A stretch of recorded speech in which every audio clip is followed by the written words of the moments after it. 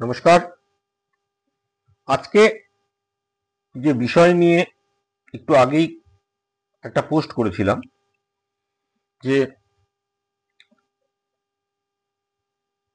পশ্চিমবঙ্গের একজন প্রাক্তন সাংসদ এবং যিনি ঘটনাচক্রে বর্তমানে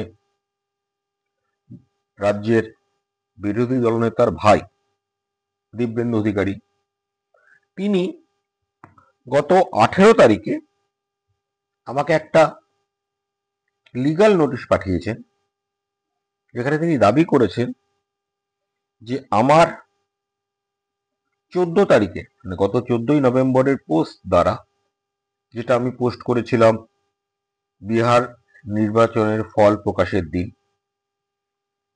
সেই পোস্টের ফলে তার ভাইয়ের বা তার দাদার, ইংরেজিতে ব্রাদার বলা হয়, এত তো ভাষা পুরো সমৃদ্ধ নয়, তো এক্ষেত্রে দাদার মানহানি হয়েছে। কিসে মানহানি হয়েছে? কারণ আমি আমার পোস্টে বলেছিলাম, তার উকিল কি বলেছে তার ভাষাতেই পড়ি, that on 15th day of November 2025 you made the following remarks against my client's elder brother Sri Shubhendu Adhikari in your Facebook profile, quote unquote. মেনে নিতে হবে যে মোদি দিদি সেটিং আছে, অথবা 2 মোদি সাহা আর মোদি সাহার থেকেও শুভেন্দু অধিকারী অ্যান্ড কোম্পানি ভালো হবে না, এটা ভালো হবে, ভালো রাজনীতি বোঝে, আর তাই তারা রাজ্য 355/356 ধারার প্রয়োগ চাইছে, ... দলবদলু শুভেন্দুর ব্যক্তিগত উচ্চাকাঙ্ক্ষা পূরণ করার দায় কেন্দ্রীয় বিজেপির নেই। মানে মূল কথা হচ্ছে, ইংরেজিতে ট্রান্সলেট করার জন্য হয়তো ভাষাটা গন্ডগোল হয়ে গেছে। মানে আমি যেটা পোস্ট করেছিলাম, সেই পোস্টে আমার পরিষ্কার বক্তব্য ছিল। সেই পোস্টটা কি ছিল সেটাও আপনাদের আমি পড়ে শুনিয়ে দিচ্ছি একবার, এক সেকেন্ড ধরুন, সেটাও পড়ে আপনাদের শুনিয়ে দিচ্ছি। এই পোস্টে আমি বলেছিলাম যে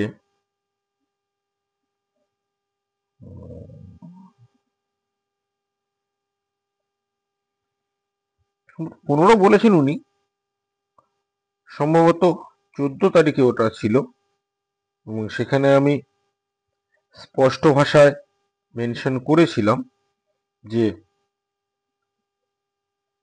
বিজেপি সমর্থকদের কাছে দুটো অপশন রয়েছে, হয় তাদের মেনে নিতে হবে দিদি মোদি সেটিং রয়েছে, অথবা মেনে নিতে হবে এদের সবার থেকে শুভেন্দু অধিকারী, মোদি এবং অমিত শাহ থেকেও শুভেন্দু অধিকারী ভালো রাজনীতি বোঝেন, তাই শুভেন্দুবাবু রাজ্যে রাষ্ট্রপতি শাসন চাইছেন, বরখাস্ত চাইছেন, কিন্তু মোদি শাহ সেটা করছেন না। এই প্রেক্ষিতেই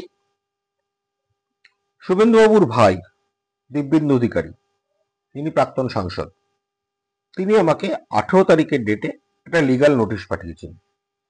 খুব ইন্টারেস্টিংলি নোটিশটা যে পাঠানো হয়েছে সেটা কোথায়? ফেসবুক মেসেঞ্জারে। একদম চমকাবেন না, এই রাজ্যে সব সম্ভব। ফেসবুক মেসেঞ্জারে আমাকে লিগ্যাল নোটিশ পাঠানো হয়েছে এবং অ্যাড্রেস করা হয়েছে Shri Prasun Maitra, Facebook profile link http ... মানে এসটাও দেওয়ার প্রয়োজন বোধ করেননি। যাই হোক, এনিওয়ে, তো legal notice for defamation without prejudice, তার পক্ষের যিনি উকিল Shri Anirban Chakraborty advocate, Kanthi court, PO Contai, district Purba Medinipur, chamber Karkuli, near Senco gold. Okay, তো তিনি আমাকে পাঠিয়েছেন এবং পাঠিয়ে আমাকে বলেছেন আমার এই যে পোস্টটা আমি করেছি যে 14 তারিখে, তাতে নাকি শুভেন্দু বাবুর বিরাট মানহানি হয়েছে, মানে সম্মান ধুয়ে মুছে গেছে, এবং সেই জন্যে তিনি আমাকে বলেছেন যে the aforesaid comments is a part of malafide, vicious vexatious and campaigning to tarnish the image and reputation of my client's elder brother. উরি বাবা রে,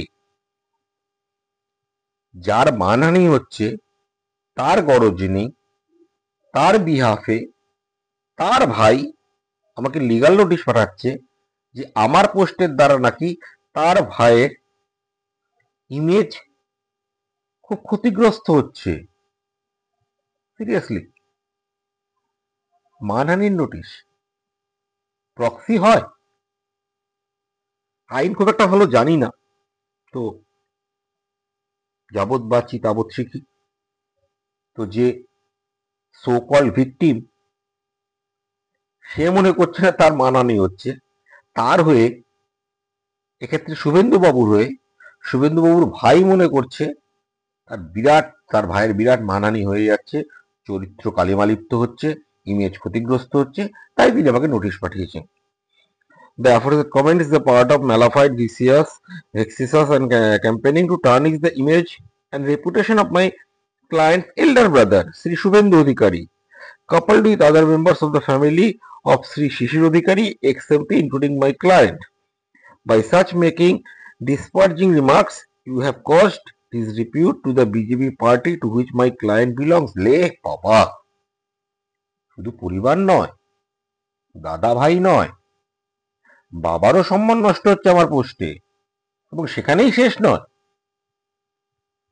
দলেরও নাকি সম্মান নষ্ট হচ্ছে আমার পোস্টের দ্বারা। কে দাবি করছে?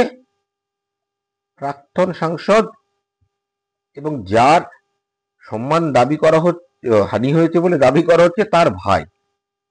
মানে বাংলা একটা প্রবাদ রয়েছে, যার বিয়ে তার হুঁশ নাই, পাড়াপড়শির ঘুম নাই, ব্যাপারটা সেরকম দাঁড়িয়ে যাচ্ছে। আমার মন্তব্যের দ্বারা শুভেন্দু অধিকারীর সম্মান গেল, শিশির অধিকারীর সম্মান গেল, বিজেপি পার্টির সম্মান গেল। তারা কেউ উদ্যোগ নিল না সম্মান পুনরুদ্ধারের জন্য। উদ্যোগ নিল কে? প্রাক্তন সাংসদ এবং তার ভাই দিব্যেন্দু অধিকারী। আপনারা বলেন মানবতা নেই পৃথিবীতে?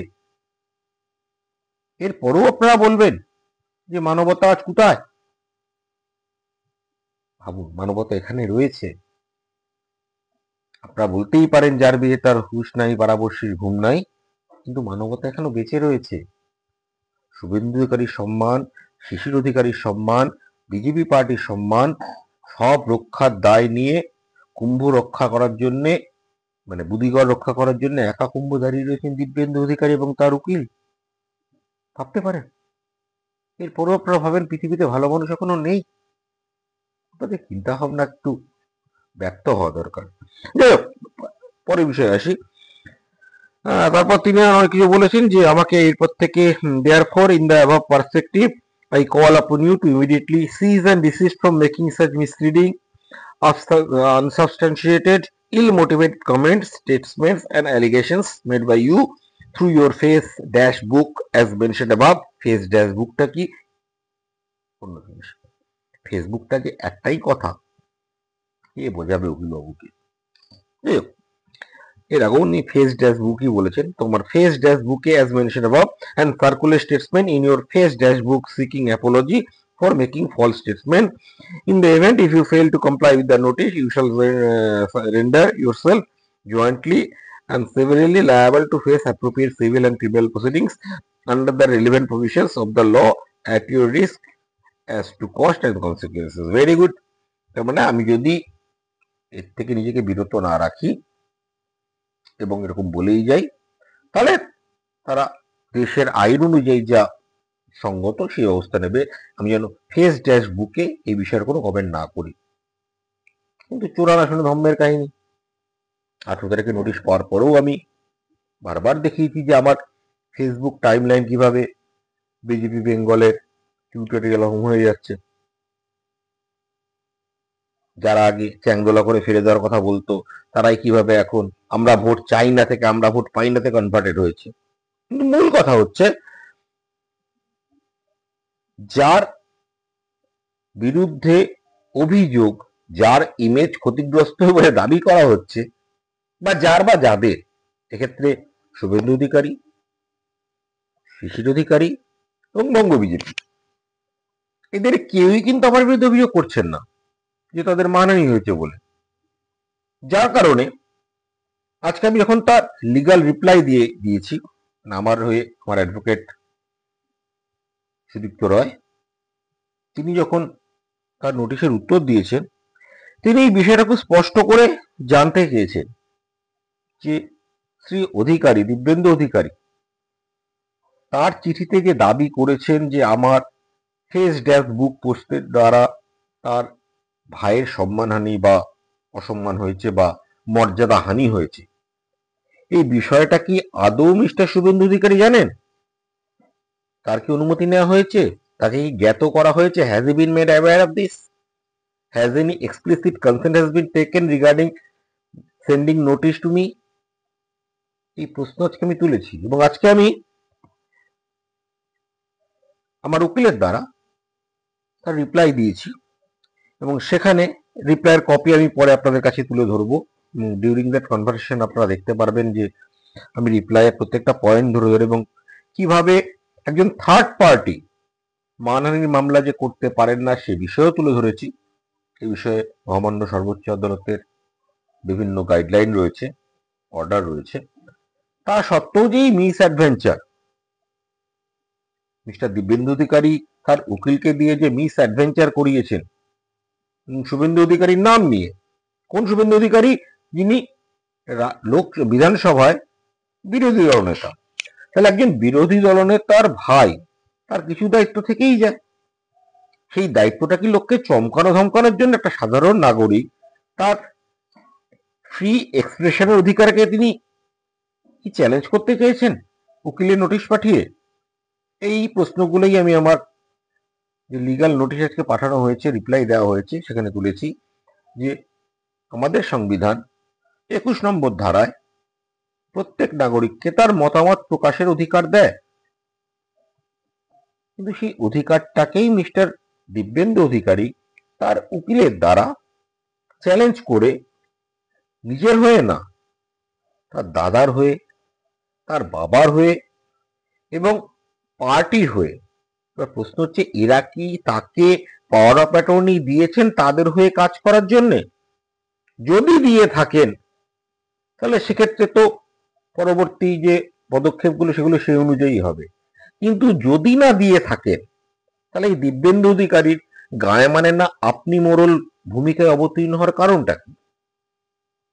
একটা সাধারণ নাগরিককে আইনি হুমকি দিয়ে চমকানোর কারণটা কি, সেটা আমি জানতে চেয়েছি। আজকে আমার অ্যাডভোকেট সুদীপ্ত রয় তাকে তার যে লিগাল নোটিশ 18 তারিখে পাঠিয়েছিলেন তার রিপ্লাই দেওয়া হয়েছে। আমি দুটো নোটিশই আপনাদের সুবিধার জন্য স্ক্রিনে পরপর রাখবো, আপনারা দুটোই দেখতে পারবেন এবং সেখানে আমি পরিষ্কার বলে দিয়েছি যে একজন স্বাধীন দেশে যেখানে ব্যক্তি স্বাধীনতা স্বীকৃত, আমরা চীনে নেই যেখানে ব্যক্তি স্বাধীনতাকে সংকুচিত করা হয় দলের স্বার্থে, আমরা ভারতবর্ষে রয়েছি যেখানে ব্যক্তি স্বাধীনতার মূল্য, এবং এখনো আমরা জরুরি অবস্থার 50 বছর উদযাপন করি যখন ব্যক্তি স্বাধীনতাকে কম্প্রোমাইজ করা হয়েছিল, খর্ব করা হয়েছিল। তো একদিকে আমরা জরুরি অবস্থার 50 বছর উদযাপন করব যে তখন কিভাবে কালো দিনগুলো ছিল, সাদা পত্রিকা ছাপা হয়েছিল, কোনো বক্তব্য তাতে প্রকাশিত হতো না, এবং একদিকে আমরা গণতন্ত্রের বাক স্বাধীনতার গলা টিপে ধরবো দিব্যেন্দু বাবুর মতো। দুটো একসাথে চলতে পারে না দিব্যেন্দু বাবু। সুতরাং আপনাকে অনুরোধ, আপনি এবং আপনার যিনি অ্যাডভোকেট আছেন তারা যদি ভেবে থাকেন যে লিগাল নোটিশ পাঠিয়ে একটা স্বাধীন দেশের সাধারণ নাগরিকের বাক স্বাধীনতার অধিকার হরণ করতে পারবেন এবং বড় বড় নাম নিয়ে শুভেন্দু অধিকারী, শিশির অধিকারী, বিজেপি বেঙ্গল তাকে চমকাতে পারবেন, তাহলে মূর্খের সঙ্গে বসবাস করছেন আপনি।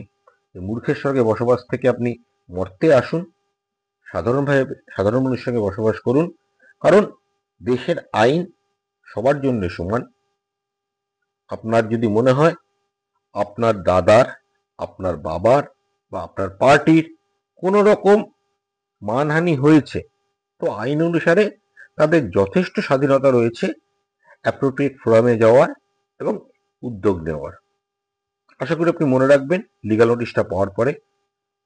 তো আশা করব একটু সংযত আচরণ করবেন। ধন্যবাদ।